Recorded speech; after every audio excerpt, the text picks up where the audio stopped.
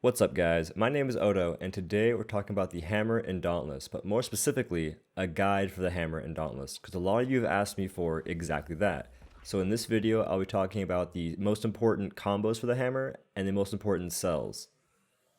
And on an unrelated note, I recently just got my flare, which I am beyond excited to have finally because it took me way too long to get it because I am an insane procrastinator, but it's finally here. And my boy Revy Rad is the one who made it happen. So freaking props to that guy. Go sub to Revy Rad right now, okay? He's a cool guy. He's a sword main. He has some really good videos you should watch. But moving on with the video. When it comes to basic attacks in the hammer, I've always been confused by this menu. But your basic attack is called a hammer strike, and you can do an arrow strike if you run forward by pressing the forward key, holding shift, and you press right click. And during that time, you can press left click again to do a swing that does a lot of damage. And that swing is pretty much your biggest source of burst damage and burst stagger damage.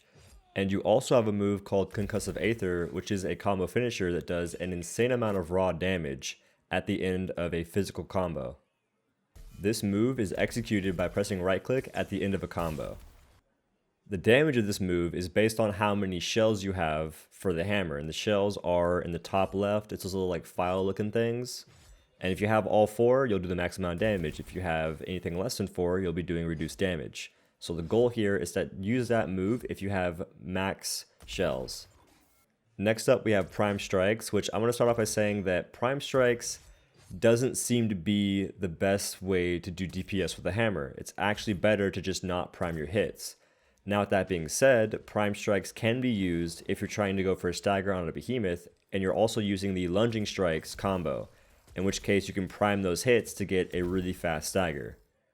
And when you use Concussive Aether or Prime Strikes, you're using shells, and you have to replenish those shells by either doing a long reload or an inline reload.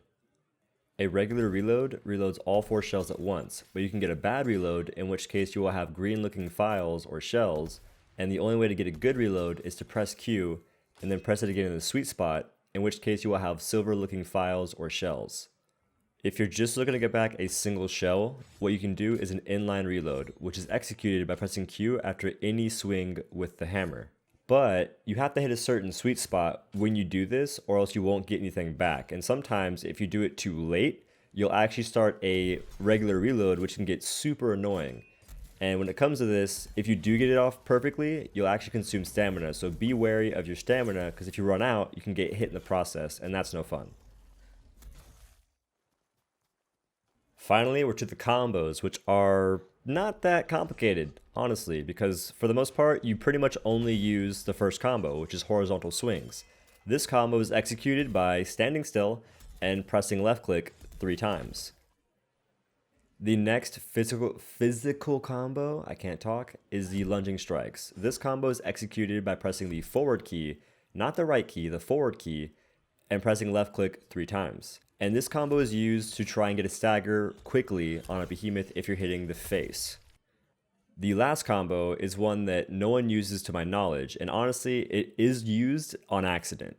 So this combo is done by pressing left click and then pressing the forward key again and then pressing left click 2 times. And you used to use this to try and get Resikiri legs off of Reza, but now if you want to do that, you just run repeaters. So there's really no point for it. Now we can talk about the hammer jump, which leads into the arrow strike I was talking about earlier. To do this move, you hold the W key, the shift key, and then you press right click to do a hammer jump. But if you want to do the arrow strike move, you do the same thing, but you press left click towards the end. The next hammer jump move is pretty much like repeating uppercuts in the sense that you don't normally use it, but if you wanted to, it's done by holding the W key, the shift key, and pressing right click 2 times really fast. The last combo that uses right click is pretty much your bread and butter when it comes to interrupting or booping behemoths with the hammer.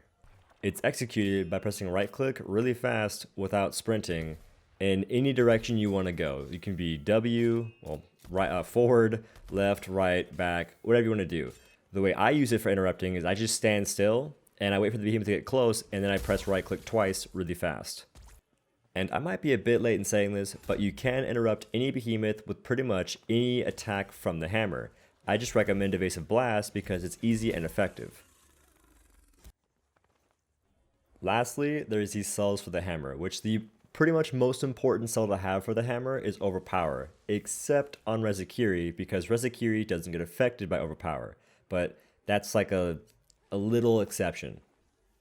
So I'm only going to be giving the cells that I think are remotely good for hammer, and that's pretty much about it. And they're going to be in order from the best to the worst in each category.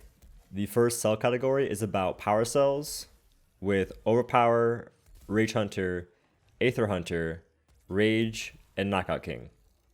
Next, we have technique cells with Predator, Evasive Fury, Wild Frenzy, and I guess Cunning, but if you have any of those other cells, don't use Cunning.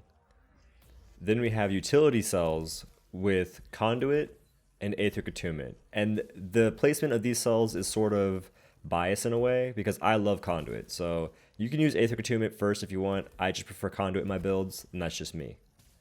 The last cell category that I think is helpful is mobility, which you have conditioning, agility, and swift. And if you do use a hammer that has a defense cell, if you're using the rockfall weapons, use guardian. And if you're using anything else, I recommend either sturdy or tough if you have to use a defense cell.